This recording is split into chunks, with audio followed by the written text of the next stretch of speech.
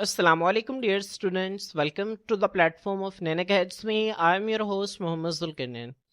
तो स्टूडेंट्स, आज के इस वीडियो के अंदर हम फर्स्ट ईयर बायोलॉजी जो हमारी न्यू बुक है इसके chapter number 9 human digestive system. Students, हम इसका 8th लेक्चर स्टडी करेंगे जिसके अंदर हम कंट्रोल ऑफ इजेशन को जो है वो तफसील से देखेंगे। बच्चों, सबसे पहले आपको पता होना चाहिए कि आखिर इजेशन जो है ये क्या होता है। What is egestion? बच्चों, इजेशन का मतलब होता है कि वेस्ट मटेरियल्स को बॉडी से एक्सपेल करना। ठीक है, एक ऐसा प्रोसेस जिसमें बॉडी से वेस्ट मटेरियल मतलब फिजिस, ठीक है, फिजिस को जो है वो बॉडी से एक्सपेल कर दिया जाता है, बाहर निकाल दिया जाता है। इसको जो है बच्चों को हम इजेशन का नाम देते हैं। ठीक है, तो बॉडी से वेस्ट मटेरियल्स का बाहर निकालना जिसे हम इजेशन कहते हैं। और ये जो इजेशन है बच्चों, ये किसके नतीजा में होती है? ये होती है डेफिकेशन रिफ्लेक्स के नतीजा में। जब डेफिकेशन रिफ्लेक्स जनरेट होगा तो उसके नतीजा में वेस्ट मटेरियल्स को बॉडी से बाहर निकाला जाएगा। ऐसे ही है ना। तो जो असल में आज के इस लेक्चर के अंदर हम देखेंगे कि हम डेफिकेशन रिफ्लेक्स को या फिर इजेशन को किस तरह से कंट्रोल करते हैं। बच्चों, अब डेफिकेशन रिफ्लेक्स जो है इसके कॉन्सेप्ट को, रिजेशन के कॉन्सेप्ट को समझने के लिए मैं आप लोगों को लार्ज इंटेस्टाइन की कुछ स्लाइड्स हैं वो दोबारा से रिवाइज करवा देता हूं। ठीक है बच्चों, सबसे पहले यहाँ पे देखिए, मैंने आपको लार्ज इंटेस्टाइन के अंदर बताया था कि लार्ज इंटेस्टाइन जो है वो कन्वोल्यूटेड नहीं होती और ना ही उसके अंदर वाली सतह जो है वहां पर विलाय मौजूद होते हैं जिस तरह के स्मॉल इंटेस्टाइन में होते थे। लार्ज इंटेस्टाइन के बच्चों 3 पार्ट्स होते हैं, सीकम, कोलोन और रेक्टम। सीकम बच्चों ये एक ब्लाइंड सैक है। ठीक है, इसके ये ब्लाइंड सैक है जो कि कोलोन और इलियम के दरमियान मौजूद होती है। सीकम से बच्चों एक फिंगर लाइक प्रोजेक्शन निकलती है, ठीक है, जिसको हम वर्मीफॉर्म अपेंडिक्स का नाम देते हैं। और ये बच्चों एक वेस्टिजियल पार्ट है और इसका कोई फंक्शन नहीं होता। कोलोन के हवाले से मैंने आपको बताया था कि सीकम के अगले हिस्से के अंदर जो है वो कोलोन मौजूद होता है। बच्चों, जो कोलोन है इसके 4 पार्ट्स होते हैं, आपकी बुक में 3 लिखे हुए हैं। बच्चों, एक को हम कहते हैं असेंडिंग कोलोन, एक को हम कहते हैं ट्रांसवर्स कोलोन, एक को हम कहते हैं डिसेंडिंग कोलोन। और बच्चों, एक पार्ट जो आपकी बुक के अंदर नहीं लिखा हुआ वो है ये सिग्मॉइड कोलोन। ये जो आपको एस शेप स्ट्रक्चर नजर आ रहा है इसको हम सिग्मॉइड कोलोन का नाम देते हैं। ठीक है, कोलोन बच्चों क्या होता है, यहाँ पे बहुत बड़े लेवल के ऊपर जो है वो वाटर की एब्जॉर्प्शन होती है। ठीक है, अब बच्चों कोलोन के बाद जो लार्ज इंटेस्टाइन का अगला हिस्सा आता है वो है रेक्टम। बच्चों, रेक्टम है ये आखिरी हिस्सा है किसका? लार्ज इंटेस्टाइन का। यहाँ पे जो फिजिस हैं उनको आर्जी तौर पर जो है वो जखीरा किया जाता है। जब रेक्टम की दीवारें जो है वो फिजिस से भर जाती थी तो मैंने आपको बताया था कि फौरन से दिमाग तक एक पैगाम जाता है और दिमाग जो है वो ऑर्डर देता है कि इन वेस्ट मटेरियल को बॉडी से बाहर निकाल दो। तो उन वेस्ट मटेरियल को बॉडी से बाहर निकालने के लिए एक पेरिस्टाल्टिक वेव जनरेट होती है। ठीक है, किसके अंदर? लार्ज इंटेस्टाइन के अंदर। और उस पेरिस्टाल्टिक वेव के नतीजा में जो आने वाला रिफ्लेक्स होता है इसको हम डेफिकेशन रिफ्लेक्स का नाम देते थे। ठीक है बच्चों, वही सारी बातें जो मैं आपको इससे पिछले लेक्चर के अंदर बता चुका हूं। ठीक है, अगर आपने ये पिछला लेक्चर नहीं लिया तो आप लोग उसको लाजमी सुन लें। बच्चों, जब वो पेरिस्टाल्टिक वेव जनरेट होती है तो ऊपर से कॉन्ट्रैक्शन की एक वेव आती है नीचे की तरफ। ठीक है, और वो क्या करती है बच्चों? वो एक्सपेल करती है रेक्टम में मौजूद फिजिस को बॉडी से बाहर। ठीक है, तो इसको हम डेफिकेशन रिफ्लेक्स का नाम देते हैं। अगर ये जो डेफिकेशन रिफ्लेक्स है ये कामयाब हो जाता है और एनस के आगे से जो 2 स्फिंक्टर्स थे अगर वो दोनों खुल जाते हैं तो इजेक्शन का अमल हो जाएगा। जो डेफिकेशन रिफ्लेक्स के नतीजा में जितना भी जो रेक्टम के अंदर जो वेस्ट मटेरियल है बच्चों वो बॉडी से बाहर आ जाएगा। ठीक है, और इजेक्शन कंप्लीट हो जाएगी। ठीक है, लेकिन बच्चों अगर इजेक्शन कंप्लीट नहीं होगी तो इजेक्शन को जो है वो हम अपनी मर्जी से जो है वो इसको कंट्रोल कर सकते हैं अडल्ट्स में, जबकि इन्फेंट्स में ये जो है ये इनवॉलंटरी होती है, लेकिन अडल्ट्स के अंदर हम इसको कंट्रोल कर सकते हैं। अब इन्फेंट्स के अंदर इसको कंट्रोल क्यों नहीं किया जा सकता और अडल्ट्स के अंदर इसको कंट्रोल क्यों किया जा सकता है बच्चों, इसकी जो तफसील है हम आज के इस लेक्चर के अंदर देखेंगे। बच्चों, मैं आप लोगों को जो है वो रेक्टम के हवाले से और एनएस के हवाले से भी बता देता हूँ। रेक्टम जो है आखिरी पार्ट है लार्ज इंटेस्टाइन का जहाँ पे फिजिक्स को जो है वो आर्जी तौर पर जखीरा किया जाता है। रेक्टम के आखिरी हिस्से के अंदर जो है बच्चों एनएस मौजूद होता है जिसके जरिए जो रेक्टम है वो बाहर की तरफ खुलता है। अब बच्चों जो एनएस है यहाँ पे 2 स्फिंक्टर्स मौजूद होते हैं, एक इंटरनल स्फिंक्टर होता है और एक एक्सटर्नल स्फिंक्टर होता है। ठीक है, अब बच्चों इंटरनल स्फिंक्टर जो है ना इसको हम इंटरनल एनॉल स्फिंक्टर का नाम भी देते हैं। ANAL, enol sphincter, internal enol sphincter. और ये जो बाहर की तरफ होता है इसको हम एक्सटर्नल एनॉल स्फिंक्टर का नाम भी देते हैं। एक्सटर्नल एनॉल स्फिंक्टर से मुराद ये है कि एनस का एक्सटर्नल स्फिंक्टर है और इंटरनल एनॉल स्फिंक्टर से मुराद ये है कि एनस का इंटरनल स्फिंक्टर है। ठीक है, जो इंटरनल स्फिंक्टर था मैंने आपको बताया था स्मूथ मसल से मिलकर बना होता है जो कि इनवॉलंटरी होते हैं, जो कि हमारे कंट्रोल में नहीं होते। ठीक है, अब बच्चों चाहे एक बच्चा है चाहे वो बड़ा है, ये ये इंटरनल स्फिंक्टर जो है ना बच्चे के कंट्रोल में है ना बड़े के कंट्रोल में, क्योंकि इन मसल्स को आप कंट्रोल कर ही नहीं सकते। जबकि बच्चों ये जो बाहर वाला है एक्सटर्नल स्फिंक्टर, जो कि बच्चों स्ट्राइटेड मसल से या स्केलेटल मसल से मिलकर बना होता है, बच्चों ये जो है ये आपके कंट्रोल के अंदर होता है। ठीक है, अडल्ट्स में कंट्रोल किया जा सकता है, इन्फेंट्स के अंदर बच्चों इसको कंट्रोल नहीं किया जा सकता।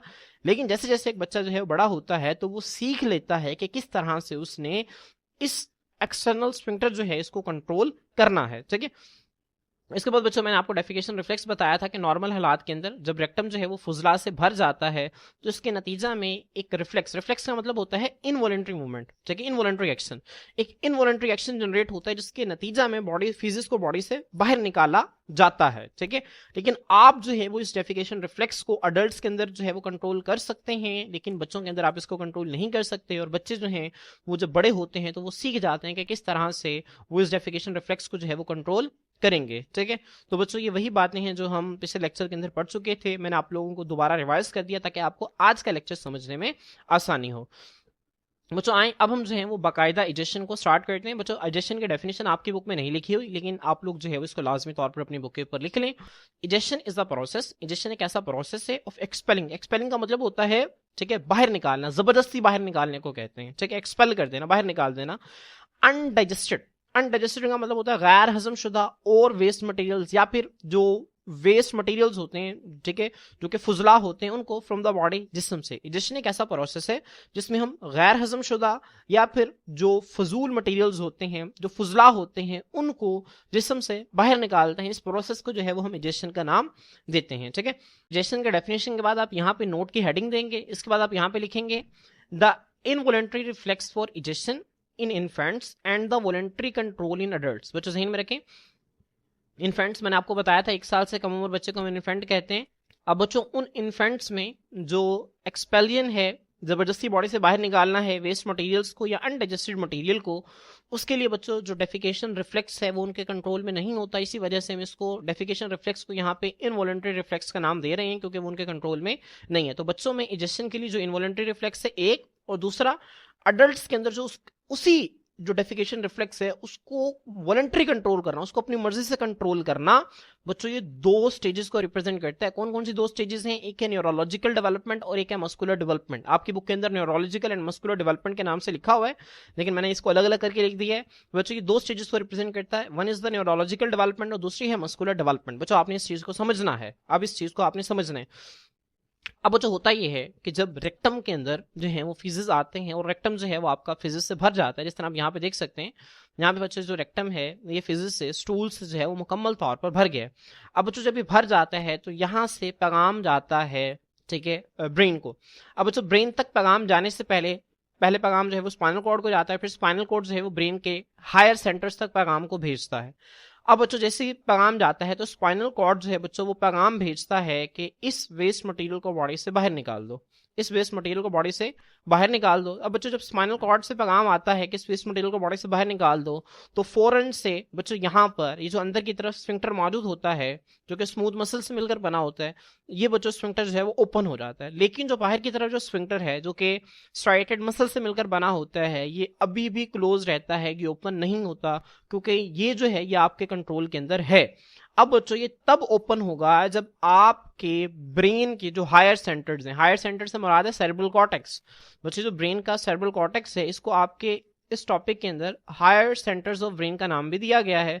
तो ब्रेन के जो हायर सेंटर्स हैं या फिर सेरेब्रल कॉर्टेक्स हैं, जब बच्चों इससे पैगाम आएगा स्ट्राइटेड मसल से बने हुए एक्सटर्नल स्फिंक्टर को, तो तब जाके वो ओपन होगा और तब जाके जो है वो जो फिजिस है उनको बॉडी से बाहर निकाला जाएगा। ठीक है, अब बच्चों यहाँ पे वो इस चीज को कह रहे हैं कि जो बच्चों के अंदर इजेशन की जो इनवॉलेंट्री रिफ्लेक्स जो कि उनके कंट्रोल में नहीं है, जबकि बड़ों के अंदर जो वॉलेंट्री कंट्रोल है, ये 2 स्टेजेस को रिप्रेजेंट करता है कि न्यूरोलॉजिकल डेवलपमेंट और एक मस्कुलर डेवलपमेंट। न्यूरोलॉजिकल डेवलपमेंट का मतलब ये होता है कि एसाबी नशोनुमा, तो एसाबी नशोनुमा मतलब दिमागी नशोनुमा, दिमाग की जो है वो डेवलपमेंट, और मस्कुलर डेवलपमेंट मतलब मसल्स की डेवलपमेंट।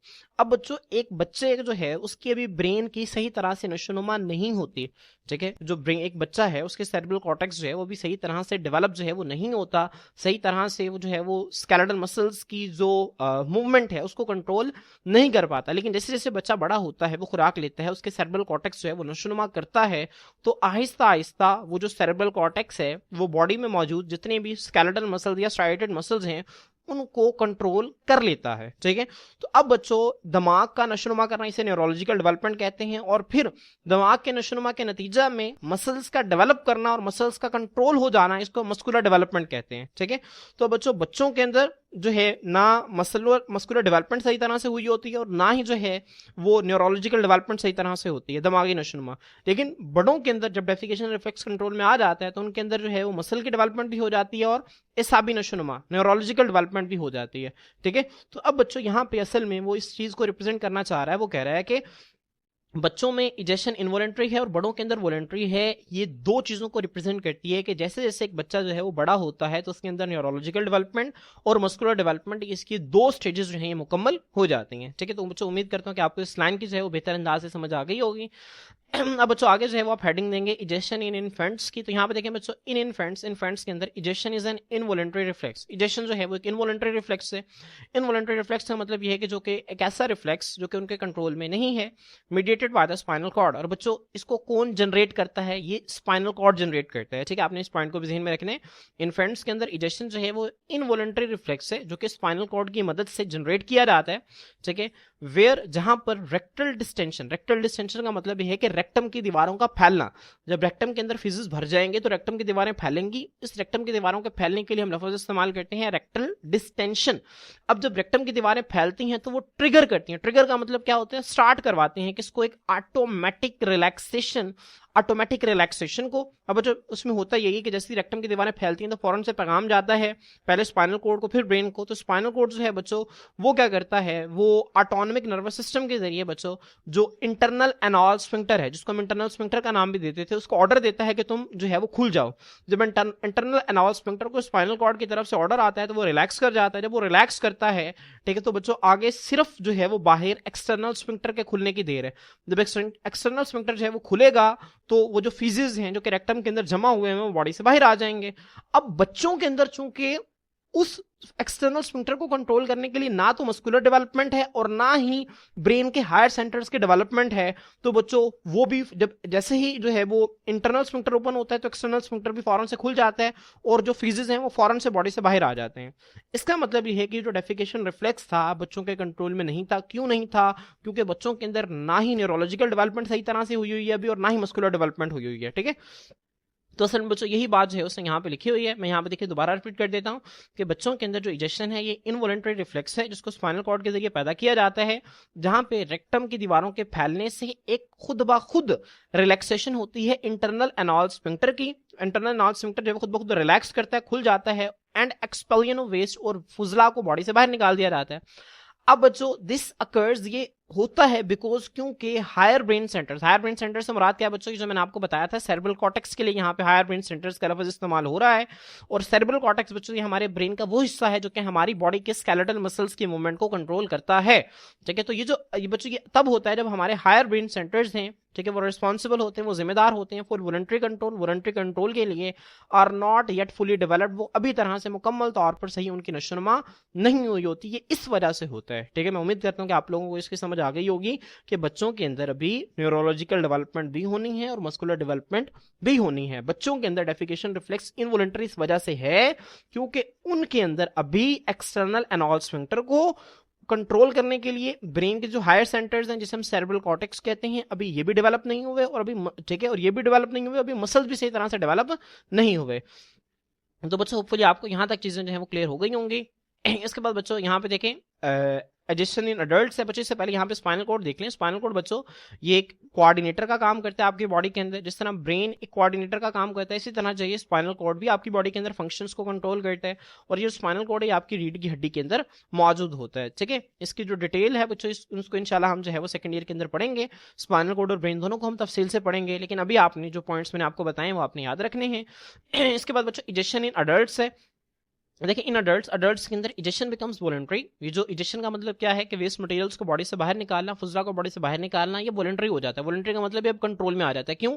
क्योंकि cerebral cortex mature, cerebral cortex, अब बच्चों यहाँ पे सेरेब्रल कॉर्टेक्स उसने इस्तेमाल किया और इजेशन इन इन्फेंट्स के अंदर उसने हायर सेंटर्स ऑफ ब्रेन इस्तेमाल किया। तो बात एक ही है, क्योंकि जो हायर सेंटर्स ऑफ ब्रेन या फिर सेरेब्रल कॉर्टेक्स है बच्चों, अब उसकी नशोनुमा हो जाती है, वो बालिग हो जाता है, वो मैच्योर हो जाता है। अलोइंग इजाजत देता है कॉन्शियस रेगुलेशन। कॉन्शियस रेगुलेशन का मतलब ये है कि होशो हवास से किसी चीज को कंट्रोल करना, ठीक है, जो कि इजाजत देता है। जब सेरेब्रल कॉर्टेक्स मैच्योर हो जाता है तो वो इस बात की इजाजत देता है कि आप अपने मर्जी से कंट्रोल कर सकते हैं, रेगुलेट कर सकते हैं किसको? एक्सटर्नल एनॉल स्फिंक्टर को। जो एक्सटर्नल स्फिंक्टर है, एनस के बाहर जो स्फिंक्टर है जो कि स्ट्राइटेड मसल से बना हुआ है, आप उसको अपनी मर्जी से कंट्रोल कर सकते हैं। अपनी मर्जी से किस तरह से कंट्रोल कर सकते हैं? आप चाहें तो डेफिकेशन रिफ्लेक्स को रोक सकते हैं, ठीक है, उसमें ताखीर कर सकते हैं, या आप चाहें तो आप इजाजत दे सकते हैं कि वो डेफिकेशन रिफ्लेक्स जो है उसके नतीजा में जो वेस्ट मटेरियल है वो बॉडी से बाहर आ जाए। ठीक है, तो यहां पे देखें, ठीक है, conscious regulation of external anal sphincter to delay, या तो वो तखीर करे और इनिशिएट या आगाज कर दे किसका? डेफिकेशन का। डेफिकेशन का क्या मतलब है? Removal of waste materials from the body, इसको हम डेफिकेशन कहते हैं। ठीक है, और डेफिकेशन जिस प्रोसेस में हो रही होती है उसको हम जो है वो इजेशन का नाम देते हैं। तो स्टूडेंट्स, ये तमाम पॉइंट्स आपने अच्छी तरह से याद रखें। मैं दोबारा रिपीट कर रहा हूँ, बड़ों के अंदर बच्चों इजेशन जो है वो वॉलंटरी होता है, वो कंट्रोल में होता है। क्यों? क्योंकि सेरेब्रल कॉर्टेक्स जो है वो मैच्योर हो जाता है, जो कि इस बात की इजाजत देता है कि आप एक्सटर्नल एनॉल स्फिंक्टर को अपनी मर्जी से कंट्रोल करें और डेफिकेशन में या तो ताखीर ले आए या फिर आप जो है उसको स्टार्ट करवा दें। अब बच्चों देखिए आगे वो क्या लिखता है, वो लिखता है दिस ट्रांजिशन। ट्रांजिशन का मतलब होता है बच्चों आर्जी हालत। अब बच्चों के अंदर ये इनवॉलंटरी है, फर्ज करें बच्चा भी 1 साल का है, वो इनवॉलंटरी है, उसके अंदर डेफिकेशन रिफ्लेक्ट। लेकिन जब वही बच्चा जो है वो 3 साल का, 4 साल का होता है, तो अब उसके अंदर यही रिफ्लेक्स जो है वो वॉलंटरी हो गया। तो अब इतने से अरसे के अंदर आखिर हुआ क्या बच्चों? इतने से अरसे के अंदर हुआ ये कि बच्चे को जो है वो समझाया गया कि आपने जो है जब जब भी डेफिकेशन रिफ्लेक्स आपको महसूस हो के आपने जो है वो वॉशरूम जाना है, ठीक है, तो आपने जो है वो डायरेक्ट जो है डेफिकेशन वॉशरूम में करनी है। ठीक है, आपने जो है वो यहाँ पर घर के अंदर या किसी रूम के अंदर जो है वो आपने नहीं करना। अब बच्चों एक बच्चे को जो है वो घर में समझाया जाता है, ठीक है, तो अब माहौल, ठीक है, समाजी और माहौलियाती तकाजों के मुताबिक जब बच्चे को सारी चीजें समझाई जाती हैं तो फिर बच्चों, अब फर्ज करेंगे बच्चा जो है वो भी रूम के अंदर है, उसको फील हुआ कि उसको एक डेफिकेशन रिफ्लेक्स जनरेट हो रहा है और अब जरूरत है कि वो जो है वो वॉशरूम जाए, वो वेस्ट मटेरियल को बॉडी से बाहर निकाले। तो बच्चों वो क्या करेगा? जब डेफिकेशन रिफ्लेक्स आया तो अब उसको कंट्रोल कर लेगा। अब उसको क्या करेगा? कंट्रोल कर लेगा, और जो उसकी सुटेबल प्लेस है इजेशन की, वहीं पर जाके जो है वो डेफिकेशन करेगा, वहीं पर जाके वेस्ट मटेरियल्स को बॉडी से रिमूव करेगा। ठीक है, तो अब 1 साल के बच्चे में ये नहीं था, लेकिन 3-4 साल के बच्चे में जो है ये कंट्रोल हो गया है। तो अब इतने से अरसे में हुआ क्या? यहाँ पे इस बात को ये लाइन में लिखा हुआ है, वो कहते हैं दिस ट्रांजिशन, ये जो आर्जी हालत है, ये रिफ्लेक्ट, ये अक्कासी करती है किसकी? इंटेग्रेशन। इंटेग्रेशन का मतलब होता है मिल जाना। किसका मिल जाना? Reflex pathways. रिफ्लेक्स पाथवेज का मतलब ये होता है कि इनवॉलंटरी पाथवेज जो होते हैं उनका विद कोग्निटिव कंट्रोल। बच्चों कोग्निटिव कंट्रोल, कोग्निटिव का मतलब होता है, ठीक है, आप ऐसा कोई भी काम जो कि आप सोच समझ कर करते हैं उसे हम जो है वो कोग्निटिव कहते हैं। कोग्निटिव कंट्रोल मतलब सोच समझ कर किसी चीज पर काबू पाना, इसे कोग्निटिव कंट्रोल कहते हैं। तो बच्चों 1 साल की उम्र में जो था वो इनवॉलंटरी था, लेकिन 4 साल की उम्र में वॉलंटरी हो गया। तो इस आर्जी जो कंडीशन है इसके अंदर हुआ क्या कि उस बच्चे के जिस्म में होने वाले जो रिफ्लेक्स पाथवेज थे, जो इनवॉलंटरी पाथवेज थे, अब वो मिल गए हैं, जुड़ गए हैं किसके साथ? उस बच्चे के कोग्निटिव कंट्रोल के साथ, उस बच्चे के मुकम्मल तौर पर होशो हवास में उन रिफ्लेक्स पाथवेज पर काबू पाने के साथ जो है बच्चों वो मुंसलिक हो गए हैं। ठीक है, और ये क्यों हुए हैं? क्योंकि अडेप्टिंग, क्योंकि एक बच्चे ने जो है वो अपने आप को ढालना है किसके मुताबिक? सोशल, समाजी एंड एनवायरमेंटल और माहौलियाती डिमांड्स, तकाजों। क्योंकि एक बच्चे ने अपने आप को समाज, ठीक है, समाजी और माहौलियाती तकाजों के मुताबिक ढालने के लिए उसने अपने रिफ्लेक्स पाथवेज को अपने सोचो समझ के मुताबिक कंट्रोल करने वाले पाथवेज के साथ जो है उनको जोड़ लिया है। तो स्टूडेंट्स होपफुली आपको बहुत ही अच्छी तरह से इसकी समझ जो है वो आ गई होगी। बच्चों यहाँ पे मैं आपको दोबारा बता देता हूँ, सेरेब्रल कॉर्टेक्स जो है ब्रेन का वो हिस्सा है जो कि हमारे स्केलेटल मसल्स के मूवमेंट को कंट्रोल करते हैं। तो स्टूडेंट्स इंशाल्लाह हम नेक्स्ट लेक्चर के अंदर जो है वो एसेसरी डाइजेस्टिव ऑर्गन्स को तफसील से स्टडी करेंगे। आज के लिए इतना ही, अल्लाह हाफिज़।